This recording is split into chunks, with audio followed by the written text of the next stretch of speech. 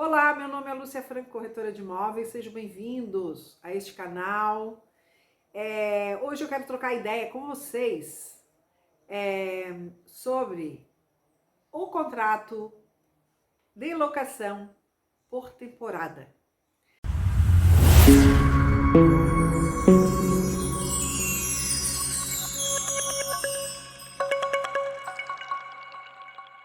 Tem diversos aí já, alguns vídeos, né, que nós estamos juntos estudando sobre a Lei 8.245 de 91, que é a Lei do Inquilinato.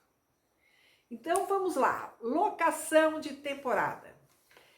Envolve aí os artigos 48, 49 e 50, né, desta lei do inquilinato. Então vamos lá e dar mais uma estudada e trocarmos estas experiências, porque o que eu quero aqui com você é passar um pouco daquilo que eu trabalho já há bastante tempo no ramo imobiliário, inclusive nessa parte de locação de imóveis, e quero contar aqui. A gente sabe que existe a lei, a lei do inquilinato e também o Código Civil, que vai envolver também esta mesma lei, e só que tem muitas pessoas que ficam em dúvidas. O escrito é uma coisa, e como é que funciona na prática tudo isso, né? Então, eu quero passar essa experiência do dia a dia, né? Então, vamos lá. Vamos lá para o artigo 48, que diz o seguinte: considera-se locação para temporada aquela destinada à residência temporária do locatário para a prática de lazer, realização de cursos, tratamento de saúde, feitura de obras em seu imóvel e outros fatos que decorrem tão somente de determinado tempo, e contratada por prazo não superior a 90 dias, esteja ou não mobiliado o imóvel. E dentro dessa lei, desse artigo, também nós temos um parágrafo que diz o seguinte: no caso de alocação envolver imóvel mobiliado, constará do contrato obrigatoriamente a descrição dos móveis e utensílios que o guarnecem, bem como o estado em que se encontra. Então, esse parágrafo único, nós já sabemos o que quer dizer, né, sobre isso. Quando ele fala o que guarnece dentro do imóvel, é a vistoria de imóveis, né? Então, tem que estar lá toda especificada, com as seguinte discriminado, peça por peça, o que consta em cada característica deste imóvel, né? Quarto, banheiro, suíte ou sacada, churrasqueira, cozinha, área de serviço, e os móveis e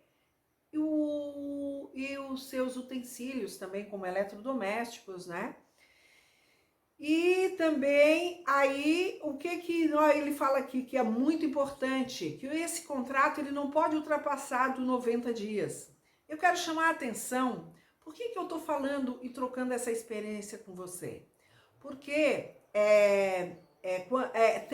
deve ser constado no contrato de locação lá que este contrato é por temporada, tá? E ele tem que ter o prazo de menos de 90 dias.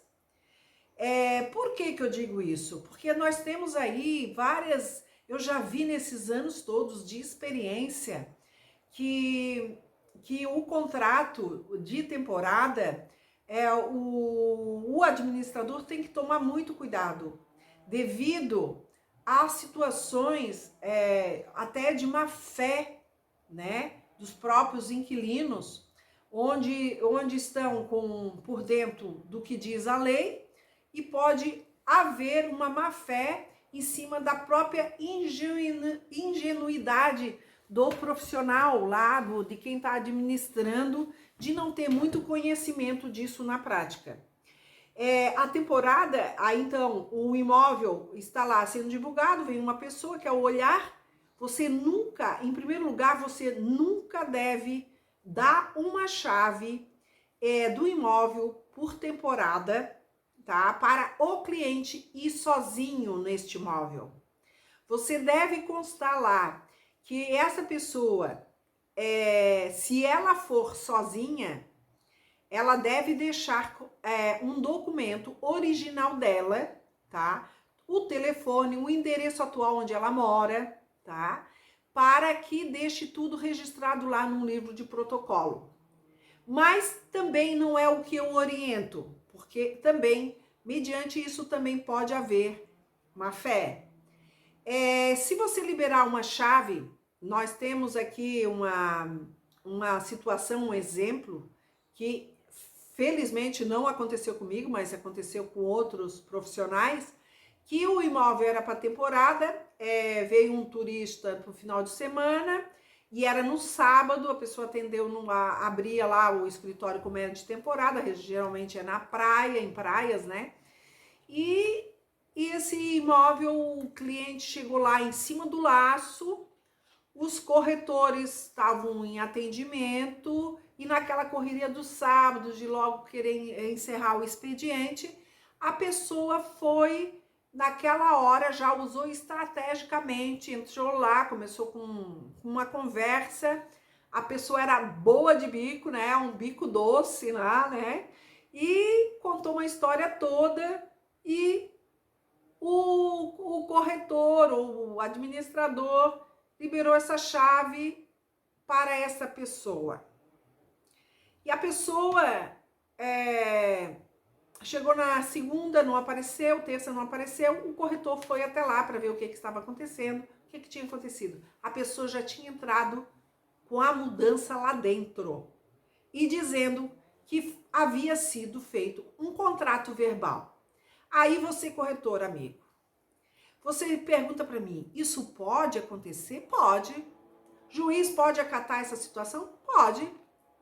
Por quê? Porque também pode ser feito um contrato verbal. A gente sabe, pela experiência que nós temos, que todo contrato, o ideal seria, se ele precisasse,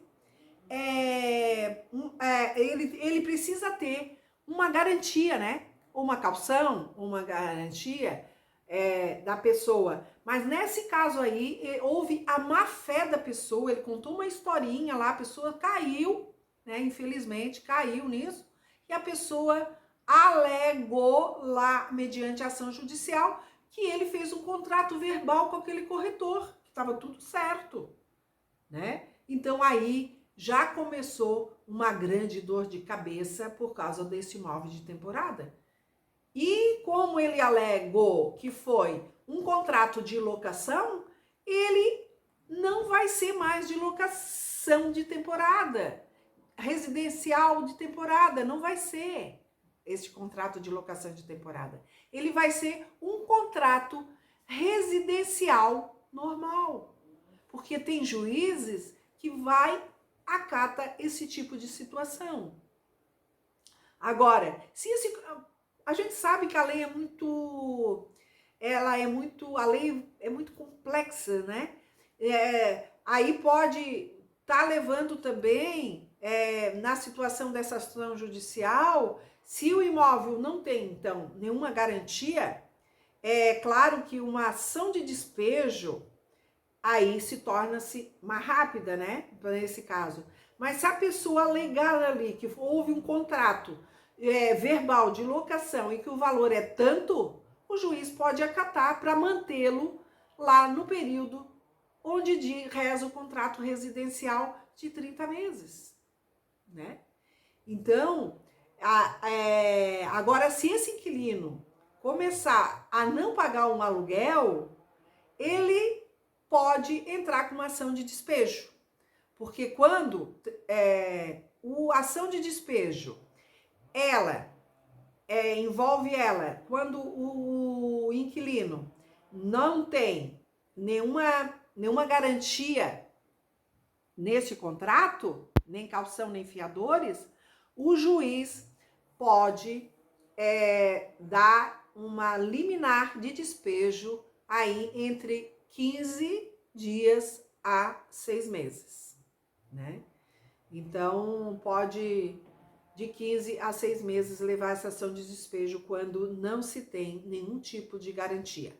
Mas não é o caso agora, eu não estou falando sobre a parte de despejo. Depois vai haver outro vídeo que nós vamos trocar ideias, experiência na parte de despejo. Então, voltando aqui, isso foi uma experiência, né, que eu não vivenciei pela minha empresa, e sim por um colega que trabalha no ramo imobiliário. Outra situação também que eu quero passar para vocês, que na prática, né, é que quando esse contrato, por ser, né, tem que constar lá por escrito, né, tudo certinho, que o imóvel, ele tem que ter lá os 90 dias no máximo. A pessoa tem que desocupar o imóvel nesse período. Que após esse período de 90 dias ou mais, pode ser interpretado como contrato de locação residencial. Então, cabe você aí sempre ficar atento, né? Outra orientação que eu gosto de passar para as pessoas que venham trabalhar no ramo imobiliário é que esteja sempre atento às leis, estudar sempre, porque nós no ramo imobiliário nós temos que estar sempre estudando, sempre pesquisando, buscando decisões, né, que já houve na justiça para podermos ter como experiência aí para situações, para a gente poder usar em situações no nosso dia a dia. Então, o aluguel de temporada, ele abrange também aí a parte aí vai ser tudo constado, né, na parte escrita, como a parte de despesas, né, ou também se vai incluir, né, dentro desse aluguel do valor de temporada, a despesa de energia, de água ou ar-condicionado, alguma coisa assim, né, que a pessoa queira, ou então roupa de cama, porque já tem lugar de temporada, né, que tu tens que a pessoa opta em aluga mediante se deixar todo tipo de ele completo o imóvel, né? No contrato de locação de temporada também é importantíssimo constar isso bem explícito sobre a parte do contrato lá que fala sobre o aluguel de temporada, uma cláusula especial dentro disso. Após daqui a um tempo eu vou deixar essa cláusula lá para o lançamento do meu curso, que vai ser na parte de locação de imóveis. Nós vamos trocar muitas ideias em relação a isso. Então vamos para o artigo 49, que diz: o locador poderá receber de uma só vez e antecipadamente os aluguéis e encargos, bem como exigir qualquer das modalidades de garantia previstas no artigo 37, que nós já vamos ver o que diz lá o artigo 37, né? Para atender às demais obrigações do contrato. Então, aqui, indo para o artigo 37 da lei do inquilinato, que diz que no contrato de locação, pode o locador exigir do locatário as seguintes modalidades de garantia, sejam elas caução, fiança, seguro de fiança locatícia, cessão fiduciária de cotas de fundo de investimento, que é aquela que é feita pelo banco, né? Parágrafo único. É vedada sob pena de nulidade mais de uma das modalidades de garantia no mesmo contrato de locação. Então, por ser o contrato um contrato de locação de temporada, então você pode ali também, vamos dizer, 90 dias. A temporada geralmente é mais cara, 15 mil reais aí, ou 20 mil reais, né? Vamos dizer que é 10 mil por mês da temporada. a pessoa quer fazer um contrato lá, né, de temporada, lá na praia, lá vamos lá no Jurerê, né? Jurerê, Florianópolis, ou então aqui mesmo, onde eu estou, em Tubarão. Santa Catarina também, que é Tubarão, Santa Catarina, a nossa Santa e Bela Catarina, é que aqui no Farol, Santa Marta, ou na Laguna, ou na Imbituba, né? Ou então em Itapirubá. Nós temos várias praias. Nós estamos aqui, eu estou perto na cidade de Tubarão. A cidade, em 20 minutos, nós podemos chegar em 20 minutos em algumas das praias, né? Então, a pessoa lá quer alugar uma casa por 90 dias e 10 mil reais o aluguel, uma casa toda mobiliada. Então, a pessoa vai pagar 15 mil, que é a metade, né? Ou então, ela também pode, se ela quiser pagar tudo antecipadamente, ela também poderá pagar. Então, pode ser constado, ou então o parcelado. Paga e mora também, né? A pessoa pagou 10 mil, ficou um mês. 10 mil, ficou um mês. Eu, na minha experiência e vivência, para aluguel de temporada, eu já não faria assim. Eu já faria exigiria que a pessoa já pagasse tudo, todo o valor do aluguel de temporada. Por que eu digo isso? Porque também eu já vivenciei aí com colegas que a pessoa sugeriu em fazer paga e mora, aí chegou na metade do contrato lá, um mês usufruiu legal, aí o segundo mês começou a chover muito aqui na nossa região, a pessoa quis desistir do aluguel. Não, que isso, é aluguel de temporada. Por isso que eu dou a ideia aí de cobrar esse valor do aluguel todo, já que é um período curto de aluguel, né? Não é que ele não possa desistir, o inquilino não possa desistir, ele pode até desistir, mas ele precisa pagar, porque é um período curto, é um período só de temporada, aluguel de temporada.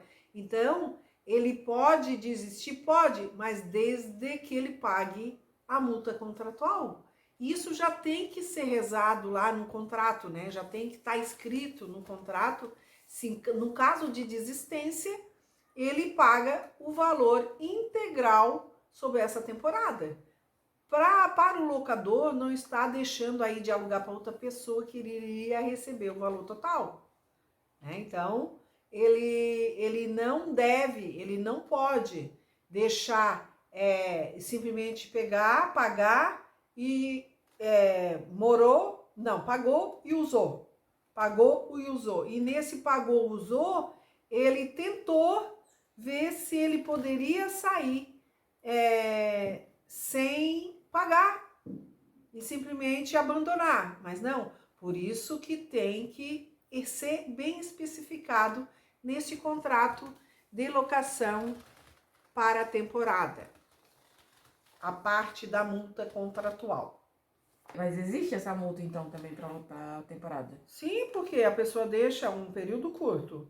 E se a pessoa deixa lá um tanto, ele deixou de alugar para outro por 3 meses.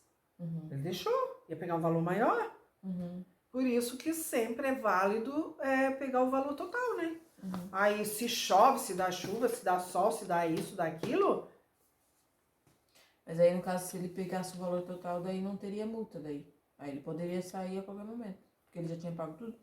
Ele pagou tudo. Mas aí, nesse caso, a pessoa foi lá, quero ir embora. Aí não... Aí se abre... Era praia e ela não queria ficar, porque daí começou a dar chuva. Se abre para uma ação, né? A história aqui é não deixar para que envolva ação judicial, né? Então, para não se envolver com ação judicial, o ideal é tu já pegar todo aquele valor todo de temporada e, né? Agora, também tem aquele valor aqui que ele fala sobre a parte do... Porque às vezes pode ser não um imóvel de temporada,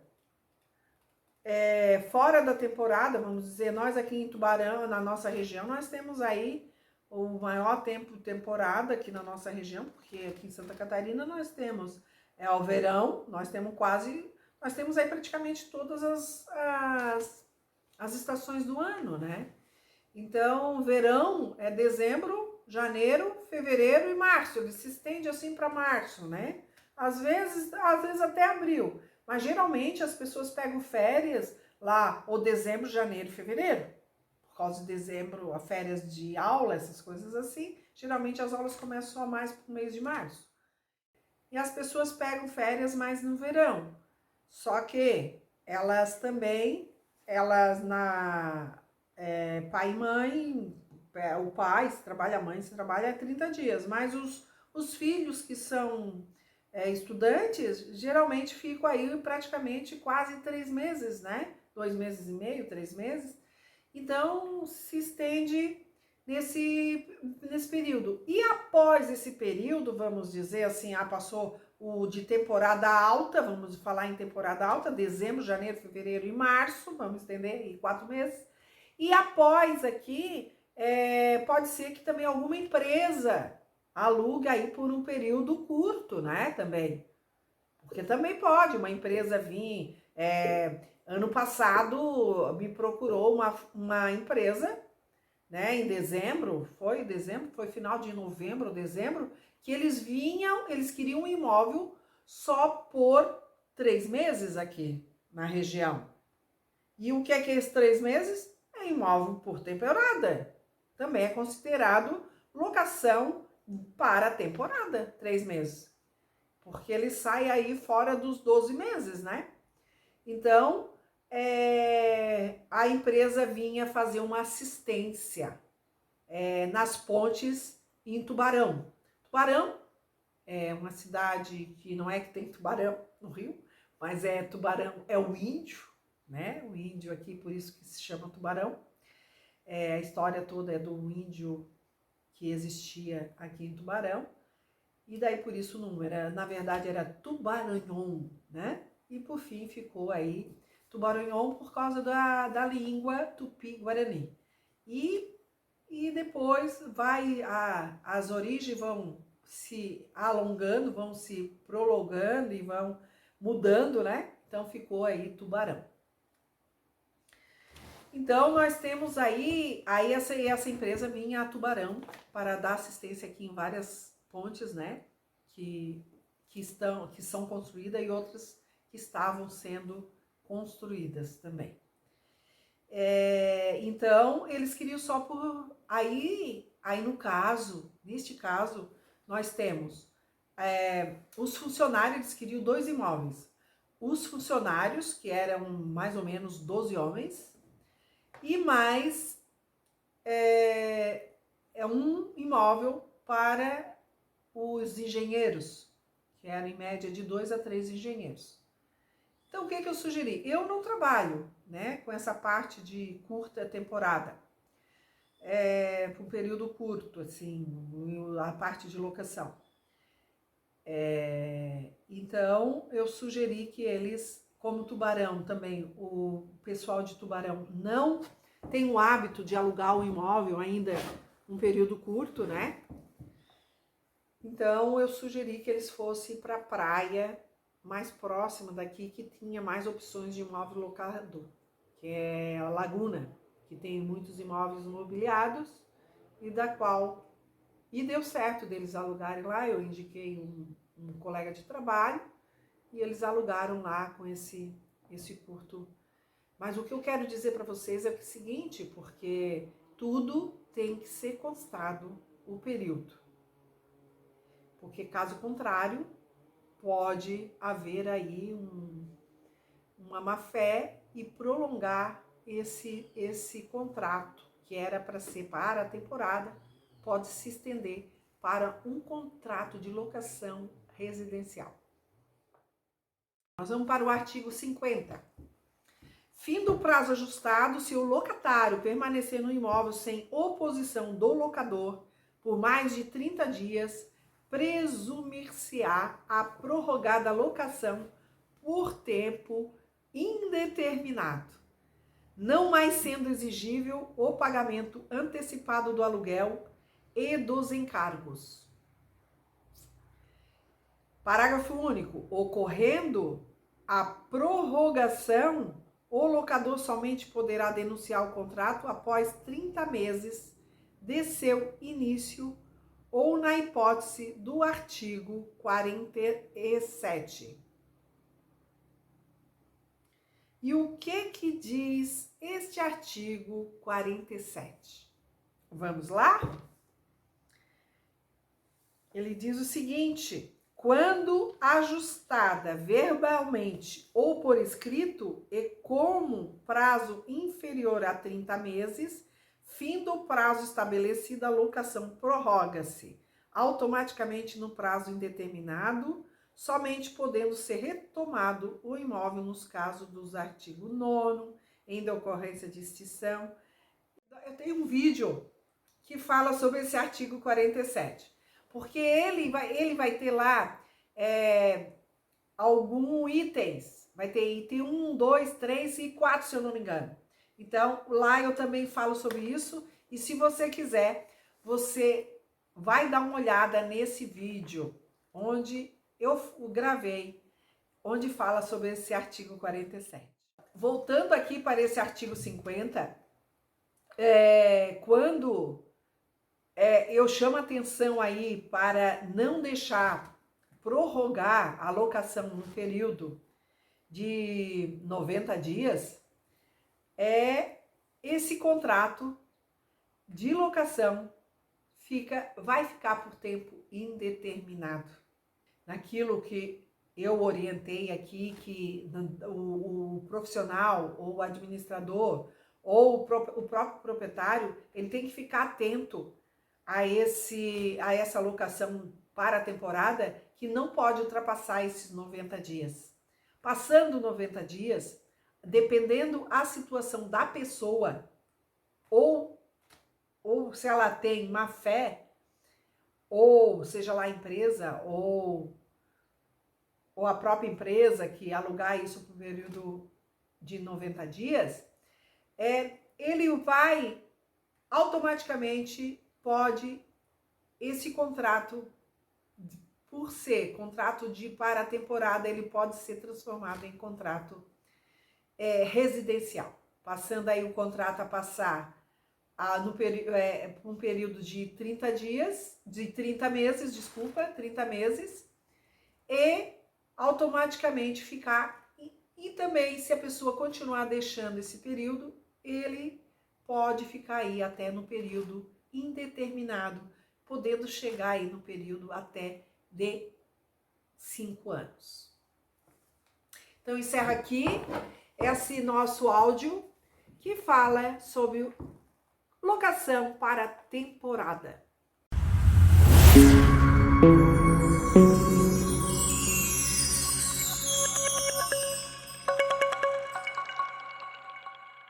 Aí ele vai alegar que o contrato segue como residencial, então. Aí a pessoa que era um imóvel por temporada, ele entra lá com a ação, ele entra com a ação também, né? Com a ação dizendo que ele fez um contrato verbal e que o valor do aluguel era tanto. Ele mesmo vai estipular, é o que ele pode pagar. E foi acertado isso, e agora? Tá vendo? E pior que, nessa situação da imobiliária, do administrador, mesmo tendo provas lá com um funcionário, outro corretor, não vai valer. Sabe por quê? Porque a lei diz que não pode ter funcionário como prova atual. Só se ele foi funcionário e foi despedido. No caso, como uma vez eu levei a 2 funcionárias como testemunha, mas elas não eram mais minhas funcionárias. E elas não sendo mais funcionária, daí aquela prova tem valor. Agora, quando é funcionária, tem juiz que não acata aquilo. É porque ela pode estar sendo orientada. Coagida ou alguma coisa assim, né? Então, pela empresa. Então é para te ver como é que é a interpretação de cada juiz, de cada ação, de cada cabeça, né? É muito complicado. O ideal seria, claro, que se evitasse, né? evitasse a parte de ação. Mas tem casos e casos, né? Que daí é obrigado a apelar aí para ação judicial realmente. Uma coisa que vocês devem observar é que o tem, é que No disco. Aqui. Deixa eu tomar uma água.